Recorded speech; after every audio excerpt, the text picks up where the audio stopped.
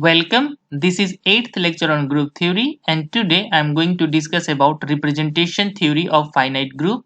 We will try to understand this concept with an example. I will show you the representation of D3 group. D3 group is also called the dihedral group of three-sided polygon, and this D3 group is group of symmetric transformations of an equilateral triangle. In order to understand the concept of representation theory, let's consider a group G, and this group G is of finite order. Let's call it small g, and here E is the identity element of this group. Now we will consider a collection of non-singular matrices and we will call that T. Okay, this T consists of TE, TA, TB, TC. These all are matrices and of the same order. Okay, now if this collection of matrices satisfy one condition, that is TA times TB is equals to TC, if A into B is equals to C in this group G, then only we will call this collection as representation of group G. Okay, in other words, first you have to find out the collection, then you have to check whether this condition is satisfied or not. If this condition is satisfied, then this collection of matrices is said to be the representation of group G. Also, note one thing, the order of T is called dimension of representation. Okay, this concept will be more clearer when you see the example. Before proceeding to the example, first we will try to prove this property. Okay, to do that you need a little bit knowledge of linear vector space. Let's consider that Ln be a linear vector space in which the operators of G acts. What it means? You can assume that the element of group G is some kind of operator. Okay, that we can do, and we are considering a linear vector space of dimension n. Consider that phi I are the orthonormal bases in Ln. Here I will run from 1 to n. Right, because this Ln is the linear vector space of order n, so it will have n number of orthonormal bases. Okay, in that case, if you operate A on any orthonormal basis, let's call it you are operating on phi I, then A operating on phi I will be equals to sum over j 1 to n phi j t j I A. Here Ta is the matrix representation of A with basis phi I. Basis is very important. How you can understand it? Let's suppose you are giving some kind of rotation in a vector space. In that case, your rotation is a kind of operation. Okay, and you can represent that rotation in terms of a matrix, that is a rotation matrix. Okay, that rotation matrix is the representation of that particular operation, right? We know that it's a very easy example. We must have encountered this in some part of our study. So far so good. Let's proceed further. If you are applying A and B on phi I, in that case what you have to do? First you have to operate the operator B and just keep the operator A outside. So when you apply B on phi I, you can write phi j tjib. Here TB is the representation of operator B. And now we are left with the operator A. Just operate it on this. It will give us phi k tkj A tjib. Okay. Now operate AB on phi I. Here AB is an element of the group G. We know A is the element of group G, B is an element of group G. Therefore AB must be an element of group G. So if you directly operate AB on phi I, you can write phi k tki AB. Here TAB is the matrix representation of AB operation. Okay. Now we know A times B is equals to AB because it is the closure property of the group. Therefore, these two equations must be same and their output result must be same. So just simply equate these two equations and what we will get, sum over j equals to 1 to n tkj A tji B is equals to tki AB. For understanding all this, you need a little bit concept of the linear vector space and at the same time you need a little bit concept of tensor. There you have played with the indices. Now here the value of I and k lying between 1 to n, and this is true for all values of I and k.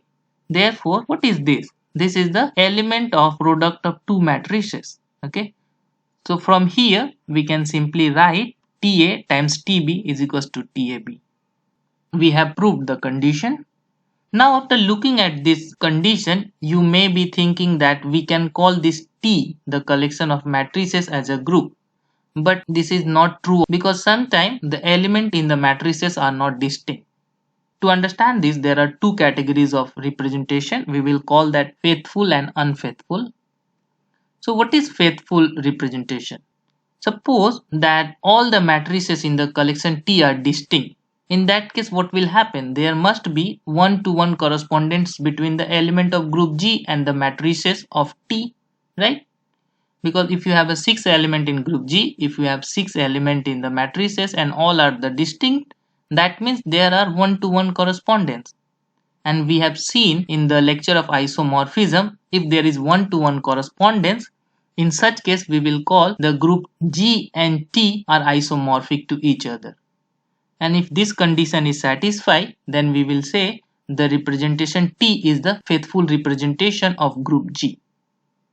And now you can easily guess what is unfaithful representation. For the case of unfaithful representation, all the matrices in T are not distinct. And if they are not distinct, that means there is no one-to-one correspondence between the element of group G and the matrices T, right? So there is no longer isomorphism exists between T and G, but there are relation from G to T. That's why we can say there is a homomorphism between group G and T.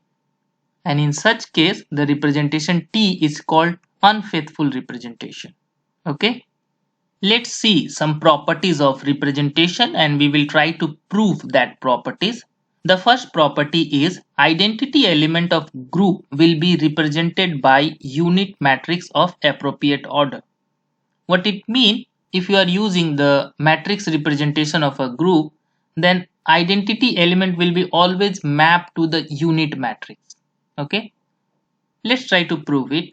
For a group, we know if E is the identity element, then for any element A, we can simply write AE is equals to EA equals to A. We know this is the condition for the identity. We have just seen the condition of representation is TA times TE is equals to TAE. If you utilize the condition from the group, then AE is nothing but A. So this TA times TE is equals to TA. And again, if you use the condition for representation, TE times TA is equals to TEA. And now again use the condition from group, EA is nothing but A, right? Let's see these two equations carefully. What we know from the matrix multiplication, if we multiply any matrix with unit matrix, then in the result we will get the same matrix. And that is what exactly happening here. TA multiplied by TE is equals to TA.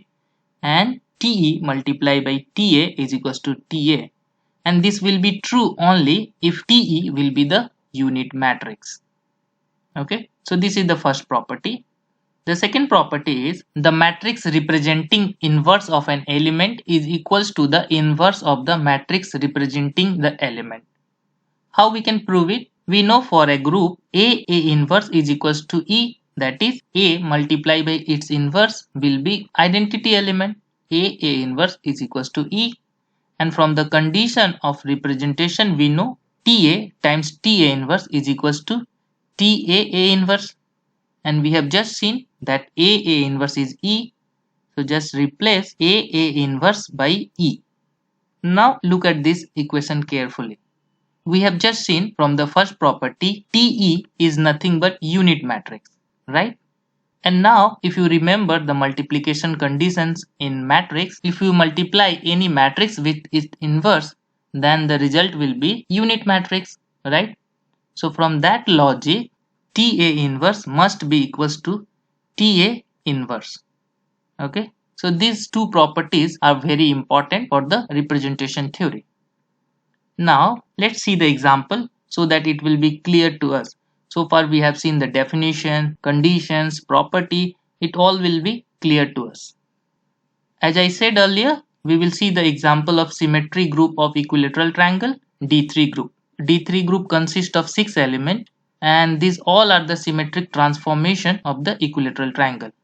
E is the rotation by 360 degree of this equilateral triangle about its common axis. A is rotation by 120 degree. A square is rotation by 240 degree.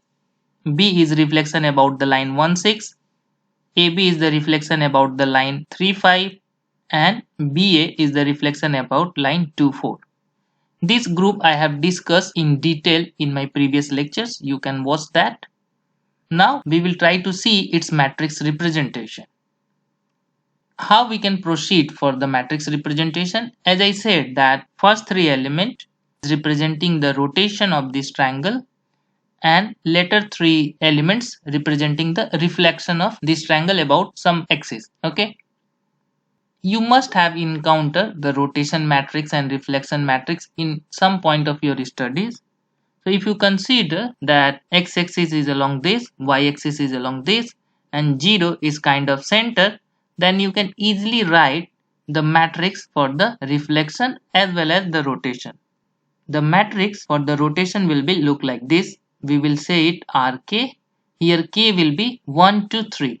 So when k equals to 1 and n equals to 3, this is the rotation by 120 degree. For k equals to 2, it will be the rotation by 240 degree, and k equals to 3, its rotation by 360 degree. That is the identity element E. So R1 is A, R2 is A square, and R3 will be the E. Similarly, the reflections matrix, we can represent it by Sk. It will look like this. So these two are the rotations and reflection matrix.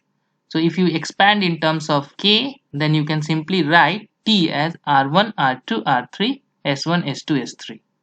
So just you have to substitute K equals to 1 in order to get R1, 2 in order to get R2, 3 in order to get R3. Okay. We have 6 matrices and we have 6 elements. So there is a 1-1 correspondence between matrices and the element. That's why this is faithful representation. Okay. Let's see whether this satisfies the condition of the representation or not. Just multiply any two element, any two random. We are multiplying R1 and R2. And as I said that R1 is representing A and R2 is representing A square. Okay.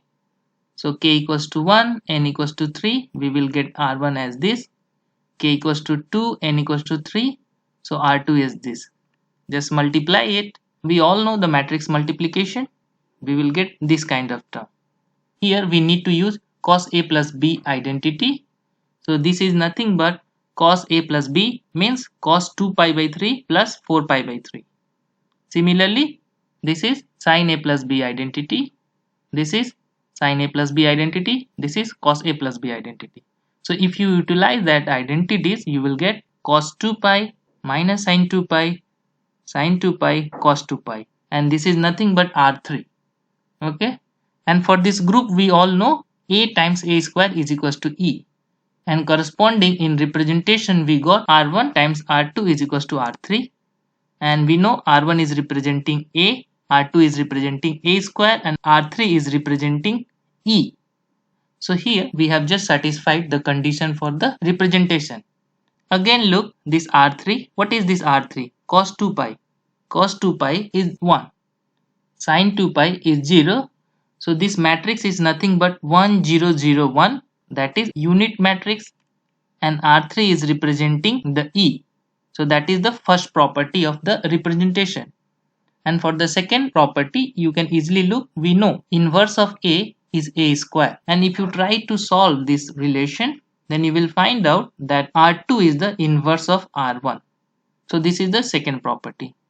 Hope this concept is clear to you. First you have to make the collection of the matrix, then you have to check whether the condition to be a representation is satisfied or not. If it's satisfied, then we call that collection as the representation of the group. Okay. So see you in next lecture where I will discuss about the two forms of the representation, that is the reducible representation and irreducible representation. And to understand that, we need little bit more knowledge of linear vector analysis. Okay.